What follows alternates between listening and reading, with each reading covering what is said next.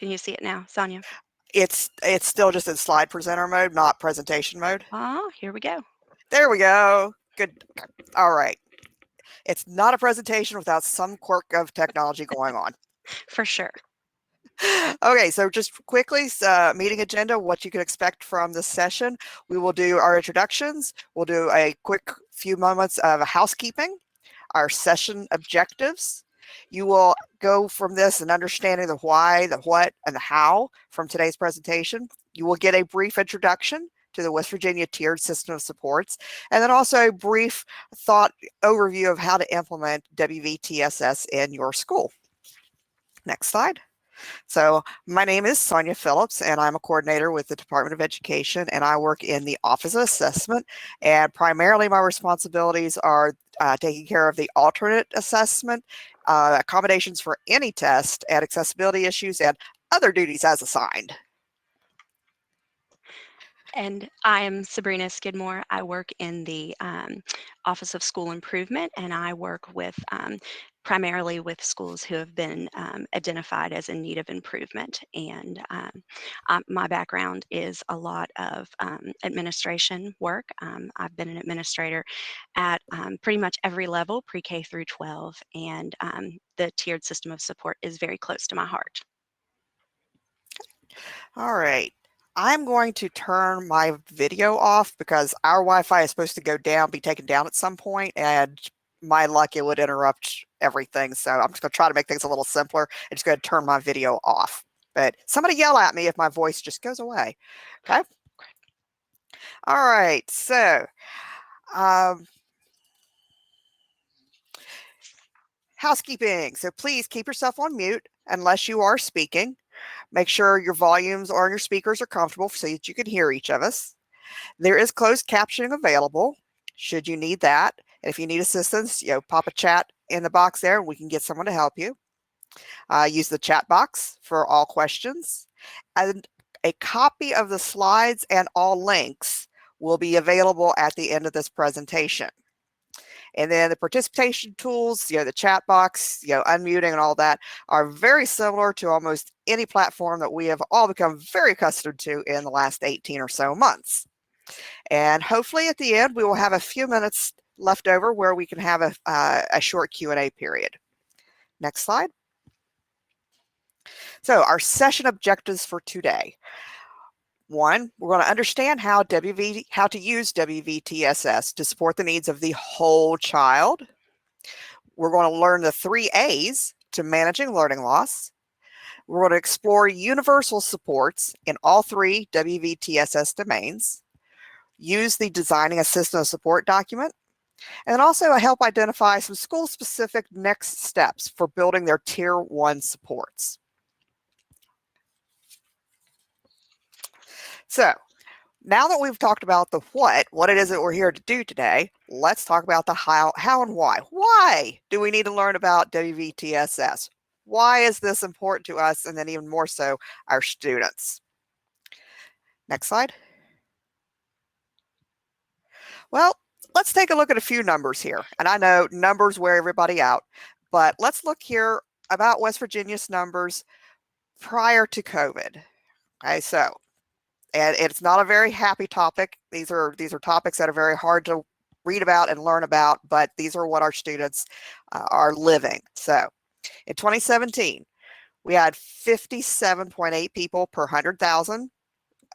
That is the highest rate of overdose deaths in the United States. We had just shy of 7,000 children placed in foster care as of March 2019. And parental substance abuse was a factor in 82% of those placements. A note there, one of my teaching experiences, one of my students was his guardian was his great-grandmother, because both his parents and all 4 of his grandparents had fallen to substance abuse. So his great-grandmother had to step up and take him on. And then 50.6 out of every 1,000 infants were born with the neonatal abstinence syndrome in 2017, which led to a fantastic resource called Lily's Place in Huntington to be developed. But it's tragic that these places were needed. So these numbers, this was prior to COVID. So you can imagine, let's throw in a pandemic and let's see what we got. So when COVID came along and all the wheels came off of all of our wagons, you can see these numbers are very real for suicide and mental health issues. Okay. One of my own children had 2 residential stays for mental health reasons due to suicidal ideation and self-harm where they were in high school. I personally know parents of elementary and middle school students who are going through the same issue. Suicide and mental health issues in West Virginia are huge, and this last year has only gotten worse. So since COVID-19, over 40% of students have reported an adverse mental or behavioral health condition, and then 11% reported as seriously having considered suicide in the 30 days prior. And when they ask about seriously considering suicide, the questions start including at that point of, do you have a plan? Do you have access to the method of which your plan would, require? So when a kid has got, or anybody, when students have gotten to that point, there's problems and something needed to be done a long time ago. So that child should not have ever had to have gotten to that point. So these facts and figures can be found. There is a source link there at the bottom, but again, we'll give you a document with links at the end of the slide so that you can go and get these resources for yourself as well. Okay, next slide. We must realize that the impact of COVID-19 are creating new learning gaps for all students. According to Hanover Research published in August 2020, available research and policy guidance indicates that students will experience a degree of learning loss due to school closures and extended remote learning. Though access to remote learning, quality of remote instruction, home support, and the degree of engagement will affect learning loss, data indicates that the learning losses, will likely be greater for students from low-income families, students with disabilities, students of color, and English learners. And then learning losses will likely expand in magnitude should remote or hybrid learning continue into the 2021-22 school year for whatever reasons, whether it's a continuation of the pandemic or a local weather event causing a district to close down a feeder school set. So these are things that need to be kept in mind. Even though our pandemic, we are making progress of getting through it, that does not mean other things might not come along. So these are things that have in place for any reasons because life happens. Okay, next page. All right, so special education. Sometimes people hear multi-tiered systems of support and they think, oh, this is how a kid gets a special ed. This is the railroad tracks, the straight and narrow. Okay, well, hold on, back that train up. It is not. Policy 2419, this is the Bible for special education in West Virginia. Chapter 4 in particular, eligibility, it spells out that the student cannot be identified as a student in need of special education services if the primary reason for such a decision is a lack of instruction in ELA or math, and then as well as if that decision is based on the fact that they have limited English proficiency. Those 3 reasons, you must ensure that those aren't why you're saying this kid has a disability. Because once you've identified them as having a disability, that's a label there, okay? And if a student is just struggling because their home life sucks, for lack of a better word, and they don't have the coping mechanisms, the tools to deal with that and keep their mental health, healthy, then it might look like a disability and their attendance will suffer, and then it gets even worse and you go like, we need to get them help. Let's go to special ed. Nope. Let's go for another direction. for help before we go into the special ed detour of things. So at this point, I will pass the slide deck over to Sabrina. Well, now that we know why this is needed in our state specifically, let's look a little bit at the research that we have in relation to the pandemic and what its impact will be moving forward. This quote here comes from Hanover Research, and it talks about the potential widening of performance gaps between student subgroups and the broader impacts of learning loss on the entire student population. It talks about creating and deploying this strategy or a plan on how you're going to address and diagnose those performance gaps. And this specifically talks about the end of the 2021 school year. But, as we know now that we're moving into the next school year, the pandemic and its effects are still with us. By administering initial benchmark and formative assessments, schools and individual teachers can understand how well students are performing relative to on-standard performance at their grade level. They can also identify specific skill sets or content topics, such as math concepts that maybe were not addressed in the prior school year for whatever reason, that need to be prioritized.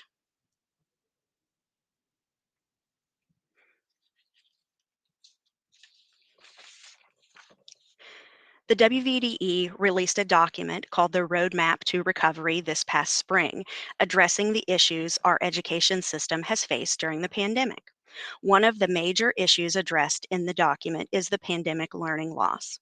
This learning loss is addressed through the WVTSS as a vehicle to address the needs. The approach we are encouraging is called just-in-time learning, and it is in the graphic at the bottom of the page. The traditional approach would be for teachers to teach the previous grade's material that was missed due to the pandemic. This is called just in case learning. The students are receiving the material just in case they need it. However, just-in-time learning considers how to strategically place the material and how to fold in the material so that students can make connections with current grade level material. There may even be the case that some of the content is just not needed based on student data or student needs. So to recap, just-in-time learning is based on student needs, it is strategically placed, and it is connected to other pieces of learning. It is offered truly at just the right moment to the students who need the material. We have documents in the recovery document to support these conversations as counties and schools build their plans for the upcoming school year. We also have support documents to help teachers identify the critical prerequisite skills that students may be missing. I skipped a slide there. The slide that I skipped says, what is the plan? And we, the WVDE, have worked hard with like you over the past couple of years to design the WV tiered system of support. The graphic that you see on the page now is the graphic that that we all love, that kind of incorporates all that the WVTSS is. A solid foundation to our WVTSS is our West Virginia teachers, the staff, and families. Communication and collaboration with families is critical at each of the 3 tiers that we're going to discuss today. You will see in our graphic, we have academics. As a teacher, becoming engaged with professional learning communities and modeling the mindset of a lifelong learner, they allow our schools to meet the diverse needs of students. You'll also see behavior. As a teacher, modeling school-wide expectations and engaging in professional learning around the topic of behavior will prepare and support to meet those needs of the students. And you will see mental health. Mental health is there at the bottom in green. As a teacher, prioritizing self-care and engaging in professional learning around the topic of mental health will prepare and support our schools in meeting the diverse needs of students.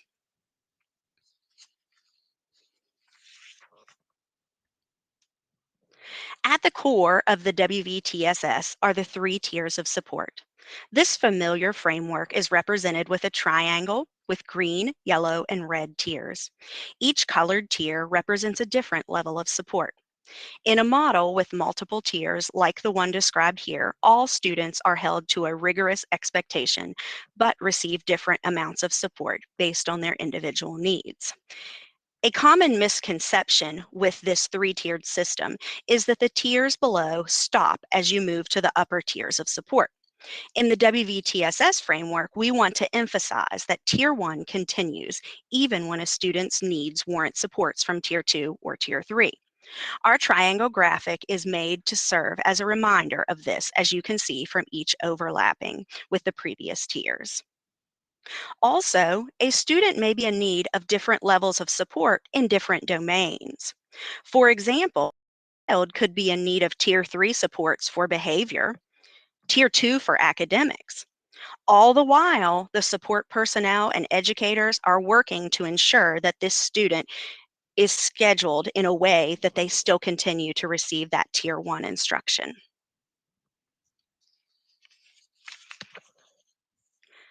The West Virginia Department of Education has made an intentional shift in terminology to a multi-tiered system to emphasize the integration of academics, behavior, and mental health as uniformly critical to student success.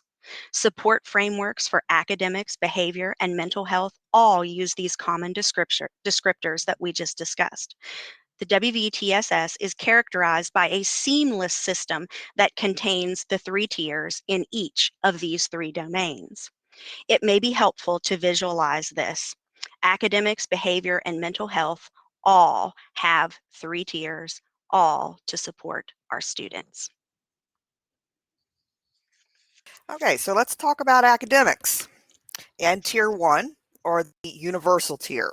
This is the first level of high quality evidence-based instruction that all students receive.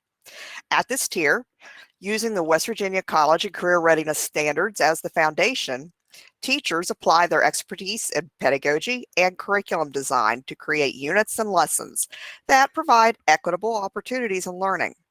When designing differentiated instruction at this tier, teachers should use flexibility in the ways that students access grade level materials and demonstrate proficiency of grade level standards. It is critical that teachers maintain high expectations for all students. This will require collaboration and communication among educators, families, and students. Next slide. Tier 1 for behavior. So within the WVTSS framework, behavior is defined as the way an individual acts or behaves in response to other people, stimuli, and situations. Remember that all behavior is communication. It is up to us to understand, translate, and teach positive strategies to address needs. Behaviors can vary and may be closely tied to an individual's mental health. For students to be successful, schools need a system in place where students are provided comprehensive support that explicitly teaches behavioral expectations. Students should receive guidance to help them meet such expectations that contribute to a positive learning environment. The first tier of WVTSS provides universal behavior support. Universal supports are provided again to all students.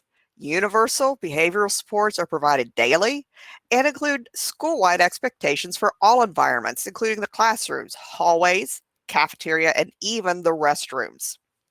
At that universal tier, both Policy 2520.19, the West Virginia College Career Readiness Dispositions and Standards for Student Success for grades K through 12, and Policy 4373, Expected Behavior in Safe and Supportive Schools, are utilized to teach behavioral expectations. These supports may be implemented by a school-wide behavior system such as a positive behavioral intervention and supports, which emphasizes school-wide expectations for behaviors for all students in all settings. Next slide. To begin, let's define mental health. When we use the term mental health, we are referring to the emotional, psychological, social well-being that affects how people think, feel, and act. Like the term physical health, the use of the term mental health does not imply that a problem or illness is present in the individual. This term, mental health, often gets confused with mental illness. Many factors may contribute to the mental health concerns, including genetic characteristics, changes in hormone levels, cough, cough, the middle school students, cough, certain medical illnesses, grief, trauma, abuse, neglect, substance abuse, and other circumstances students face both at and away from school. A solid foundation to this domain is in our West Virginia teachers. Prioritizing self-care and engaging in professional learning around the topic of mental health will prepare and support our educators in meeting the diverse needs of students.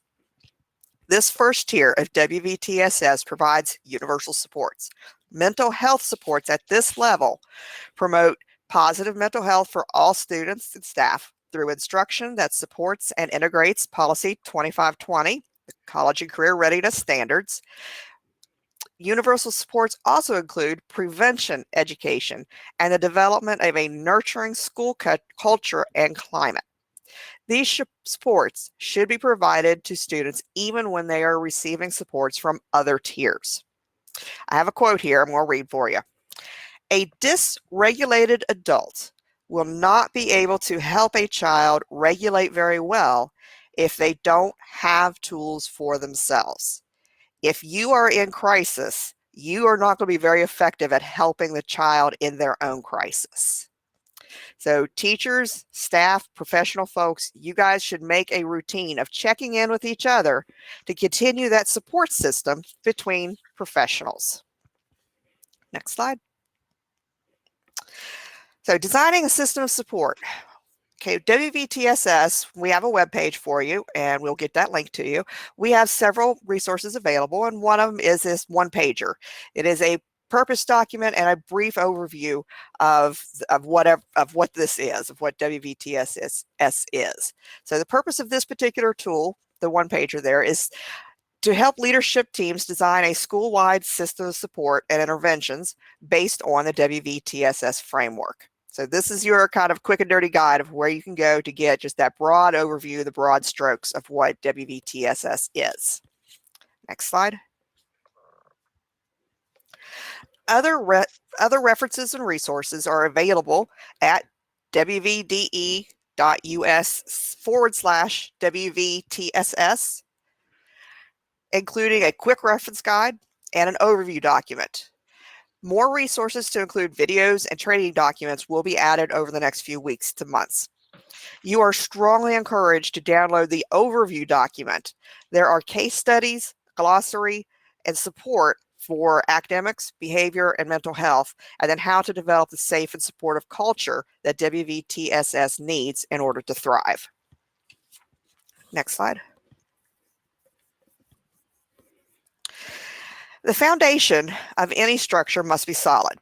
Whether building a house or a school system of supports, a strong universal tier, including instruction and screening, will prove to be the best asset the students can encounter to build the resiliency tools for their toolbox of life. If your school finds many referrals to Tier 2 and beyond, reviewing the universal layer may prove beneficial to determine if it needs strengthened. Next slide. Whether you're watching this video by yourself or with a colleague, consider what questions you may have at this point for your situation and what population you serve. And then give some consideration about how your staff can go about beginning to address these concerns. So maybe just take a moment here and jot down a few notes to yourself, whether it's on a Post-it note or your back of your hand. Both of those are my favorite places to make notes. And just take a second to think what's a big question that maybe popped into your mind, and then who do you need to go talk to about how can you get started with this, or how can you find out more information with that. So with that, I will turn it back over to Sabrina. Yes, my personal favorite to take notes is also on a sticky note or the back of my hand. Sometimes I go home and it's like I have notes up to my elbow, and my husband looks at me and he's like, "Wow, busy day, huh?" Yes, Yes. busy day, Yep. busy times. So now that you all have had a brief moment to think of those questions that you might have, and if there are really pressing ones, don't forget, you can put those in the chat and the Q&A. before we get into your specific questions, we thought that it would be a good idea to dig a little deeper into the universal screening and the universal instruction. So as we go through these, thinking about the questions that you may have had, we are going to list a series of questions on the next couple slides, and they all apply in a sense to each domain: academics, behavior, and mental health. So think about these questions in relation to your questions as well. So for those of you, I know our audience is quite wide. So what is a screener? A screener, it can be, you can think of it like a physical maybe, that shows normal ranges of global indicators and where a person is performing in relation to those global indicators. It can, at times, for your school, it can identify the enhancements that might be needed in your core curriculum, that tier 1 instruction that everyone is receiving in whichever domain. It can also guide decisions about additional assessments and interventions that might be needed for a small group of students or an individual student. The alignment of curriculum, instruction, and assessment is key when we're talking about universal screening. Screening is conducted to identify or predict the students who may be at risk for poor learning outcomes in any of the domains or all of the domains. Your school and county can explore screeners that are currently used and what is available. There's a market for this, and there are a lot of products that are available. A screener will be brief, it will be inexpensive, easy to administer, reliable, and repeatable, because you're going to want to check progress. So as you look at these first few questions in relation to universal screening, how will students be identified who need supplemental support? Sometimes we have a gut feeling, but we need to have that data to back it up. And then what are you already using? And if you're already using something, is it evidence-based? Do you know the data behind it? Why does it work? As you're thinking about those screeners that are already in place at your school, is there duplication in the data that's collected? Are you maybe using a product that came with a curriculum piece and using something else purchased in addition? Some schools are doing that.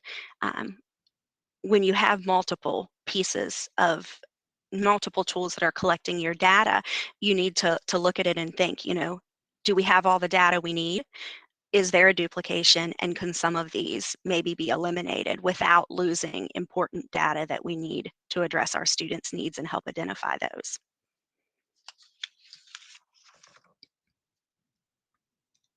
So now that we've talked about the universal screener, we need to talk for a moment about universal instruction.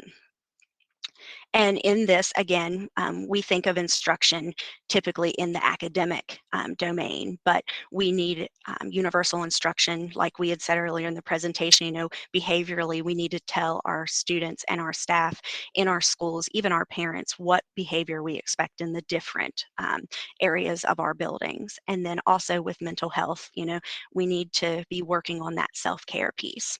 So when you're looking at universal instruction, the questions that you would ask yourself there, does every student have access to the instruction and instructional resources that are developmentally appropriate, grade level appropriate?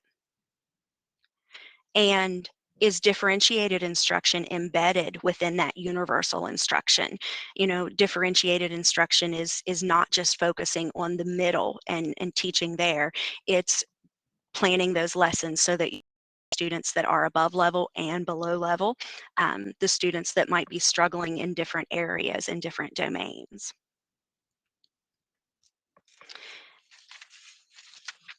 And the last few questions here, if you are looking at that universal instruction across your school, across your county, whatever your role is, do all of the teachers understand and do they implement it? Have we clearly defined the positive behaviors that we want students to demonstrate? Is there a plan to explicitly teach, reinforce, and support the behaviors? How will student progress be measured toward meeting their academic, behavior, and social emotional expectations? So how will we know that our instruction is solid in that universal, that tier 1? So we've looked just at that base of our pyramid. We're looking just at the bottom in the screener and the universal instruction. But there are many next steps for a school or a county who's looking to implement these. So you will examine those questions that we just briefly touched upon with your school teams, focusing on learning more about strengthening your tier 1 in new ways. You'll use the same process that we just talked about, questions. You'll use that same process to dig into that targeted and intensive instruction, as well as your special ed identification questions. You're always going to try to keep data on the forefront. You're going to consider strengths before deficits, and you're going to involve students in that planning process. We may be surprised at which kids struggle. It may not be the ones that we anticipate. Know that some students may even be striving in this new world where we have this, virtual, and we have the lack of that personal in-person connection sometimes. Some students have benefited from it and enjoyed it. So you're going to use all of the data that you have in regard to your classroom or to a particular student, and you're going to use that data to guide your actions. And then you're going to strategically plan.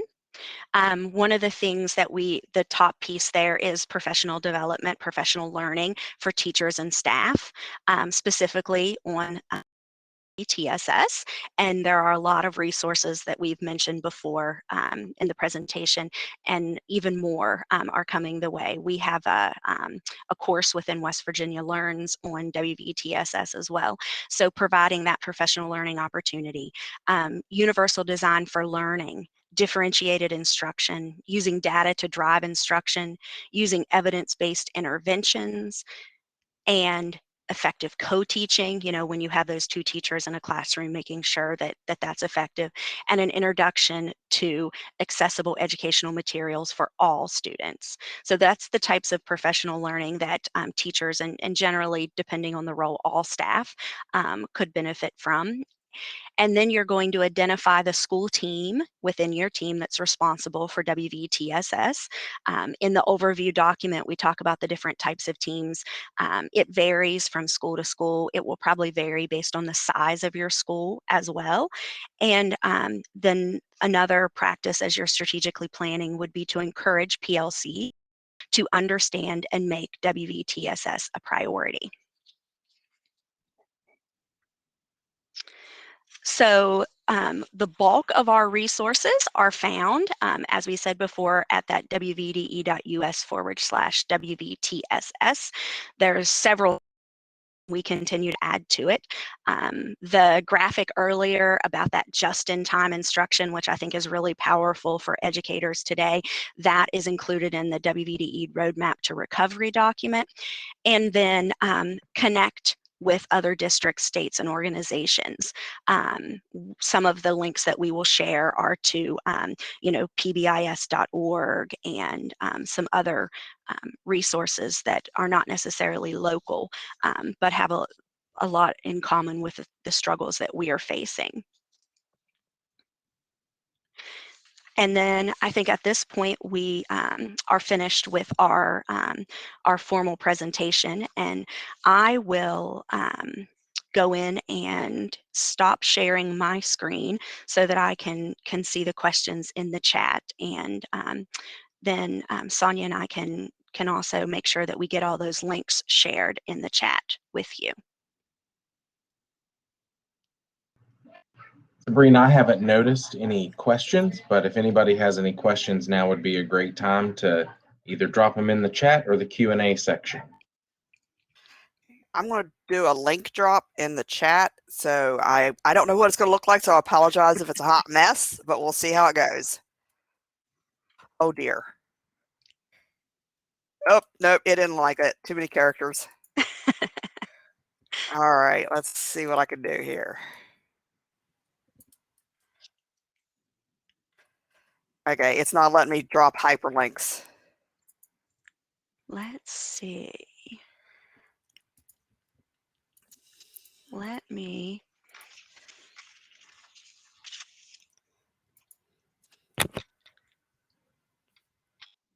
Well, I think it would, the jumping off point for most of our resources is that WVTSS site. So I think we could. That, yeah, yes, and the Reclaim West Virginia site also has quite a few resources. Yeah, but you could also go back through the PowerPoint and find the links as well. I apologize, did not realize that the chat window will not handle hyperlinks. So our apologies for that. But Yeah. do you guys have any questions, thoughts, observations?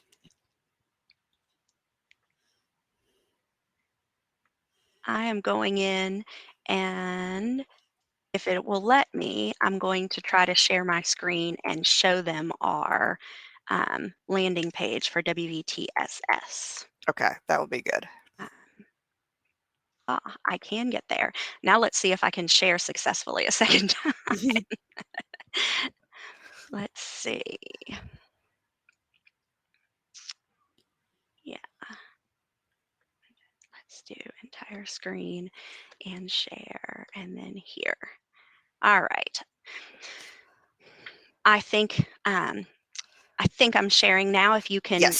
see this, and what I did actually to get there, just to double check it to see if it would work, I Googled WVDE, WVTSS, and I think it was the very first thing in the Google search brought me to this page. And you can see our logo. It's missing all the people around the edge that I really like, but it is powerful in looking at that whole child. So you can see that, and as you scroll down through, the resources are there. On the right, the one pager, there's access to that. The overview document, which we made reference to, several pages, but it has those studies where you can see, how this has actually worked for someone. At the bottom right, that's the Designing a System of Support resources, and of course the quick reference guide. So those things are there. And this is also where additional tools and resources will get put and uploaded to over the next couple of months as they get finalized and pushed out. Yes. And we, as we update things, we will make sure that the most updated versions are here on this landing page.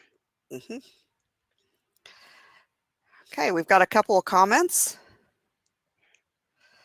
So Barbara, thank you, Carolyn and Kimberly, for your feedback there. But Barbara has a question. What types of concerted training efforts are being done to help schools assess what's in place and how to fill gaps? I was in a school recently where there was no sign of a system of supports for students. Well, this summer has been kind of our beginning, that first blush of trying to push out this overarching message, the WVTSS and what it is. So over the course of this next year, various different departments and how we see ourselves fitting in. Because like where I'm from, the assessment office, we would have maybe a different thoughts about where we could fit in best. So the different offices will be also providing some trainings and thoughts of ways to weave it all in. So just kind of stay tuned. However, the framework and the overview are there for schools to download and take it and run. Get in there, work with your district, work with your district resources, your people, and see what you can do to make this fit for your community.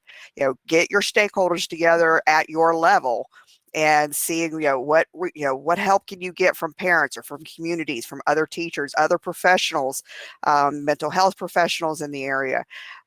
You can make this just so hyper specific just to your elementary school or your middle school. But if your district wants to embrace this at a district level so that as kids go through the feeder school system, they have those continuing supports and they're familiar with them, that would be fantastic as well. So, just dig in there and get started with it. And we do have those sessions. Before I say finish this statement, I guess I should say that the WVTSS team here is a lot bigger than me and Sonia. Yes, thank We goodness. have people from every department, it seems, here, and we work together on these different things. And so one of the things our team is actually working on that first week of August, when we have the conference that, you know, Teaching and Learning here really does a nice job with that. They will be having specific sessions in relation to some of the tiers. I know one of the things they have planned is a panel discussion. And so if you're intrigued by this, or you're thinking, you know, we don't even know where to begin, we don't have any of this going on at our school since the pandemic. You know, we lost some of the things we had in place. I think some schools may have backtracked during the pandemic. So if you're thinking you need more information there, you can definitely get that. It is virtual this year, that first week in August, from that training from the WVDE. There are some little videos on each tier, I think, that are currently in development. We're hoping to get those added soon. So there will be more resources coming in the very near future to help those schools that maybe are really struggling with this implementation.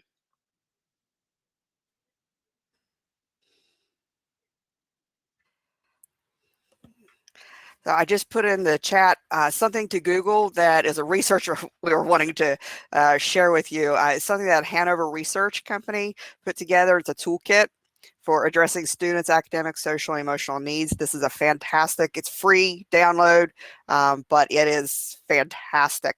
Another site, if you are, you know, your whistle is wetted and you want to find out more, the IRIS Center and High Leverage Practices.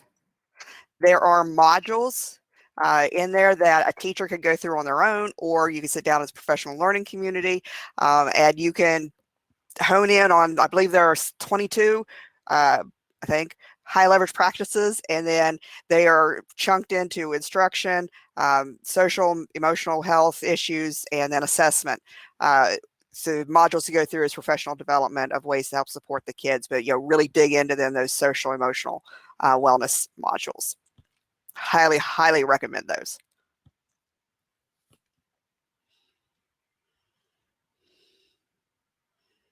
Well, thank you all for attending our session today. We really do hope that we have provided that overview.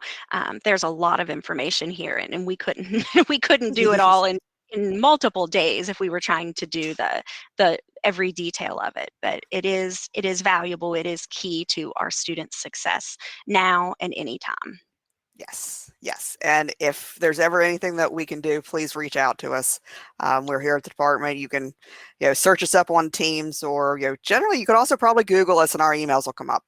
Yes, I will put them in the chat. Yes, thank you.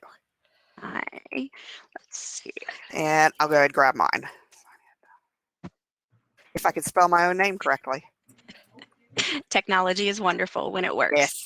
Yes. So yes, if you can't get the Google to work correctly and find the resources, we actually have a document with all of the resources. So if you email one of us, we can shoot that document back out to you. Yep. All right. Thanks, Sabrina. Thanks, Anya. Thanks, everybody, for joining us. I hope you guys enjoy the rest of the conference. Okay. Thank you, guys.